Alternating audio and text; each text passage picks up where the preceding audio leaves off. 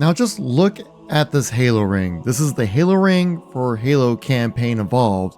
And does any of it look a little off to you? Now let's compare it to the original Halo ring when it came to the menu of Halo Combat Evolved. Well, there have been some voices within the community saying that the newer Halo ring just doesn't look right for some reason. A Reddit user even pointed out how in the cutscene it looks how it probably should, while in the main menu completely different. Even going as far to say that it looks like Halo Campaign Anniversary's Halo ring. Now that's just the ultimate insult. Gaming can be expensive, and that's where Eniba is the world's biggest gaming marketplace. With over 40,000 products like game keys, gift cards, DLCs, in-game currencies across all the platforms, you'll be able to find something there. Get games cheaper like the Master Chief Collection, which normally sells for $40 on Xbox in the US, or how about Forza Horizon 6, which just launched at $70, you can get that for $49.58. That's cheaper. But not just games. Say, for example, Game Pass Essential, which normally would cost you $120 for an entire year. On Eniba, it's $73.36. And it's not just Xbox. They have all the other platforms like PlayStation, Steam, iOS, Google Play, and really just everything. Now I know going with these extra websites, right, not the official source like Xbox and PlayStation, there is concerns about the validity of the purchasing. Well, don't worry, because these purchases are safe and secure from verified sellers trusted by millions with an excellent Trustpilot rating. And with instant delivery, the code arrives to your email within minutes. And also for a little bonus, cashback is an option for many of the orders you can have on here, so you get the chance to save more money. And if you have any issues, there is a 24/7 live support. So if you want to help support the channel, check out my link in the description and in the top comment pinned on this video here, guys, to start paying less for your gaming stuff. Why overpay? Eniba is a gaming marketplace where you always get the better price. But why is this even an issue? Why do people even care what the menu screen of Halo Campaign Evolved looks like? Well, there are some major parts about the design choices that Halo Studios previously 343 have made, which are very controversial in the Halo community. And also, it's the iconic menu of Combat Evolved remade in Unreal Engine 5. This menu screen sets the tone of the game. It gets the first impression that you get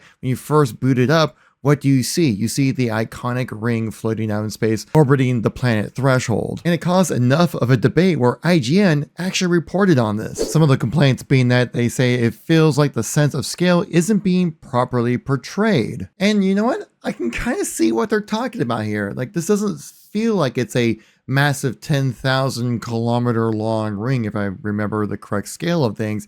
It does seem a bit smaller than you would expect. I have to say, with this comparison shot, there's a specific reason why the bottom image looks like it has a much proper, larger scale compared to the upper image. And it's all about reference. And this is actually something that people deal with in real life when it comes to the moon, surprisingly, out of all things. And there's a name for it called the moon illusion. The illusion being that when the moon is lower on the horizon, it looks larger compared to higher up in the sky. Here is an image of it. For example, the moon is the exact same size in this image, but up here on the left, it looks a lot smaller compared to the one on the right, even though they are the exact same size. And it's because you're able to reference the size of your object when it comes to the buildings or things that you know for sure what the size of that object that's referring to next to might be. So when you come back to this image right here, you can see there really isn't any form of a reference point in the upper image. It's just the night sky with a bunch of stars.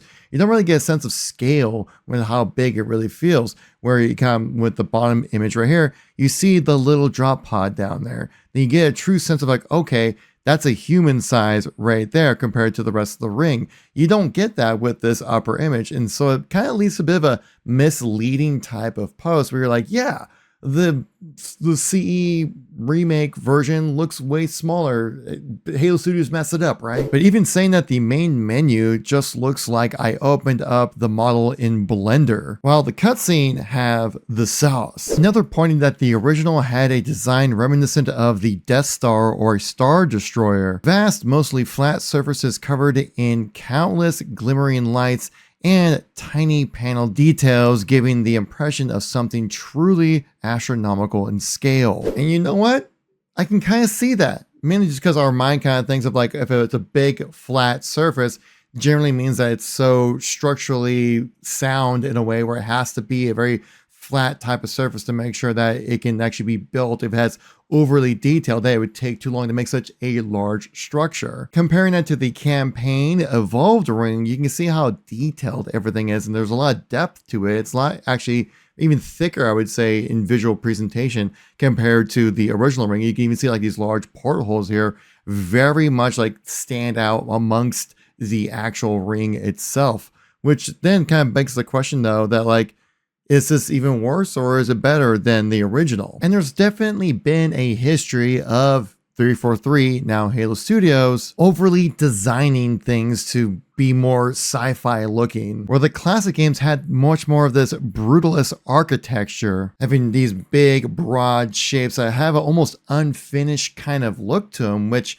gives it the same kind of vibe that we had back in the original Combat Evolved, where the Forerunner structures felt much more ancient and simplistic almost in a way, but also highly advanced in scientific technologies. Wherein the art style of like Halo 4 and 5 was overly complicated, had a lot of different lights, a lot of different types of angles to get this impression that they are so technologically advanced, even their basic structures are very complicated. And I would definitely agree that this Halo game for Halo Campaign Evolved deviates from that brutalist art style that we know from the Forerunners in the original trilogy of games.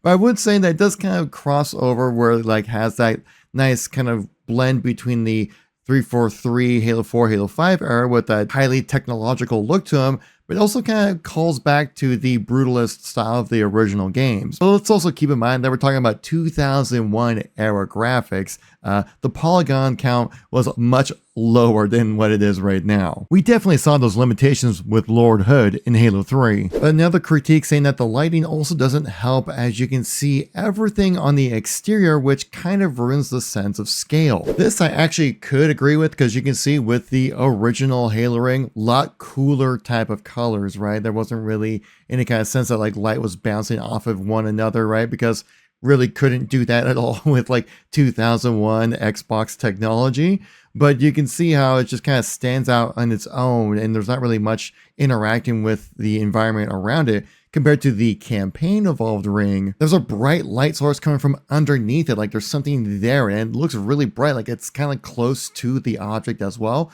And also we can see how it's kind of, I think, supposed to just try to replicate like a natural lighting environment coming from the planet Threshold right here, which would be giving out like these warmer gold, brown, bronzy type of color onto the ring. It would reflect off of it. That totally makes sense. But you can see the sun right there in one portion, and then somehow there's this really bright light source coming from whatever direction, like there's a spotlight on the ring itself, which kind of gives it like a weird kind of like not really naturally lit type of experience. It just looks like there's like a flashlight on it for whatever reason, which could also interfere with the sense of scale, where you're trying to see like, okay, well, if this light source is coming from here and it's this bright, there must be something really close to it, which would then lessen the sense of scale of the object itself. And leaning into these warmer colors give these typical emotions of like things like passion, happiness, enthusiasm, and energy. Compare that to cool colors, which can represent calmness and serenity, but also sadness and depression, which could probably help explain why that original Halo ring just kind of gave you like this, like a sense of serenity and calmness, but also a bit of distance from you, a bit of emotional detachment, compared to this Halo ring, which definitely has much more of those warmer type of tones involved with it, that could also make it seem like it's a little bit smaller, make it feel a little bit more inviting almost in a way, which is something that you don't really associate with Halo rings. You associate much more danger, it's something you want to stay away from than anything else, which is something that Halo Studios, that at the time 343 Industries, actually captured really well with the Halo ring from Halo Infinite. They leaned into those cooler colors and kind of gave you that sense of scale as well, especially with Zeta Halo, which I believe was a bit larger than the next Halo array set compared to the one that we have right now.